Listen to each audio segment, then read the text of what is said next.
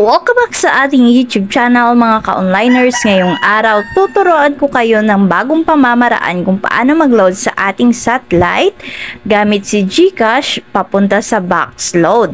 So ito ay napakasimple mga ka-onliners.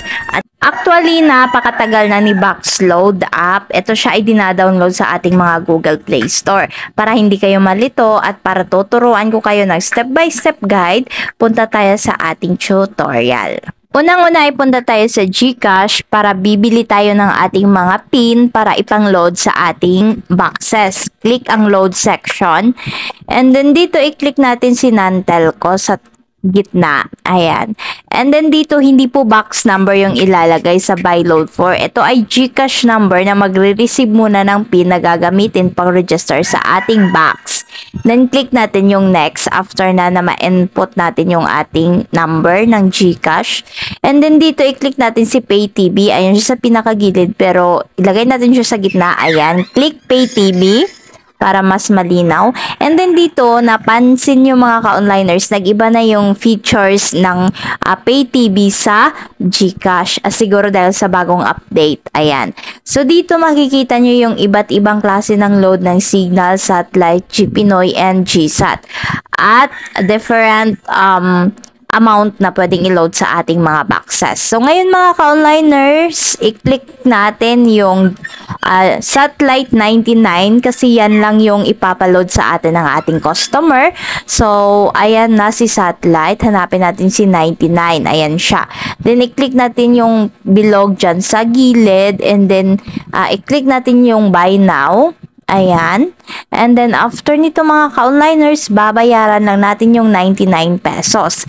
Take note, wala pong service charge dito sa paglo-load ng ating mga box gamit si GCash. Ayan. So, after nito, antayin lang natin yung pin. Actually, yung pin dumadating siya 1 to 5 minutes. Okay? Pag na-delay, okay lang yan. Then, i-click natin yung text ni GCash. Ayan na siya. And then, kokopyahin natin itong pin para panggamit natin sa pagload ng ating mga boxes. After nito mga ka-onliners, punta tayo dito sa my Play Store. And then search natin dito si Boxload app. Ayan. So, after nating ma-search, nag-iisa lang naman siya dito. Ayan. And then click natin, ayan yung pinakauna. And then ida-download lang natin. So, after nating ma-download or install, ayan, i-click natin yung open. Ayan. So, dito, para mas madali, Gmail na lang yung ginagamit ko dito. Ayan. So, after nating ganito yung kanyang itsura sa kanyang dashboard. So, pwedeng number, pero ako kasi Gmail yung ginamit ko dito. So, sign in with, ayan. So, nagpili lang tayo ng Gmail natin, mga ka-onliners, ayan. So, after nating maklik yung Gmail, mga ka-onliners, so, madadirect tayo sa kanyang homepage mismo. Ayan. Pagdating dito, paano ba idadagdag yung mga box load na ating i-register? I-click natin yung plus button na may box sa pinakailalim mga ka-onliners. And then, kapag na-click mo yung plus button, makikita mo yan dyan. Okay, yung pipil-upan mo para direct ka na mamaya sa paglo-load. So, sa select provider, i-click natin yung select provider.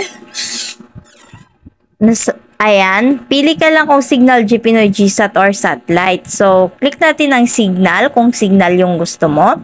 And then, yung box number, ilagay mo dito. Box name pala. So, pangalanan mo para hindi ka malito. Kunyari, adding. Ayan, yung pangalan. And then, yung box number ni adding, ilagay mo dyan. And then, i-click mo yung create na nasa ilalim mga ka-onliners. Okay? So, after mong ma-fill upan, check ang account number, i-click mo yung create, ayan. And then, automatic na siya na malalagay dito sa kanyang page mismo. Okay? So, ayan, i-back natin. So, kung nakikita nyo yung adding, meron na. So, plus ulit tayo hanggang ilang gusto nyo pwede. So, ngayon naman sa satellite. And then, lalagyan natin ng pangalan ulit. And then, yung box number ulit.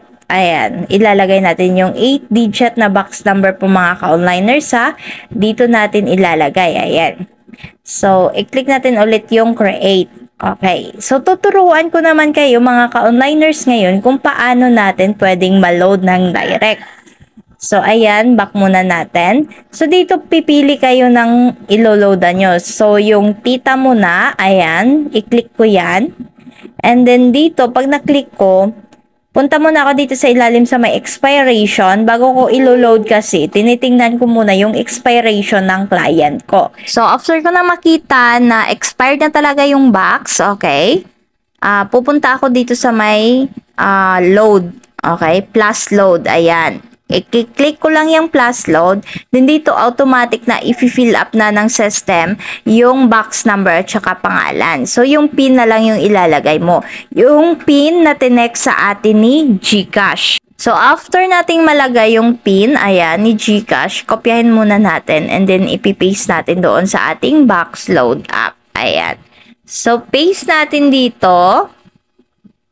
And then, after that mga ka-onliners, yung parang CAPTCHA, ayan, yung text, dyan natin, i-fill up yung CAPTCHA na nakita natin. So, ayan, after nating ma-fill up, i-double check lang natin yung PIN kasi yung box number is automatic naman na okay. And then, i-click natin yung submit, ayan. So, after submit, okay, paano malalaman kung pumasok na or successfully loaded na yon sa mga box natin? So, ito siya yung ipapakita sa inyo. Ayan, yung provider, name, box number, PIN, at saka yung status, sent na. Then, yung date ng pag-registered, kung anong oras, ayan. So, ibaback lang natin kasi ibabalance inquiry natin ulit. Ayan, back natin. So, punta tayo dito sa may expiration sa ilalim. Ayan, click natin. Ay, mali. Back muna tayo sa homepage. Click natin yung pangalan ng niloadan. Click yung expiration. Ayan. So, i-click natin yung 3 dots sa itaas, then refresh. So, eto na siya mga ka-onliners. Ayan. Kailangan siyang i-refresh para lalabas talaga yung panibagong expiry date kapag na-loadan mo na. As of May 11, 2024, load of account number will be expired on June 10. So, ibig sabihin, mag-aantay tayo ng 10 to 30 minutes kasi dyan, successfully loaded na. And after that, mga ka-onliners, is papasok na yung load sa ating mga boxes. Ganun lamang kadali kung paano gamitin si Box Load App, mga ka-onliners. Ano pang inaantay nyo? Kung gusto nyo mapadali yung pag-load sa inyong mga satellite, Signal, GPinoy, GSAT, pwedeng-pwede itong si Box Load App na gamitin. Thank you for watching and see you pa sa next pa nating mga tutorial, mga ka-onliners.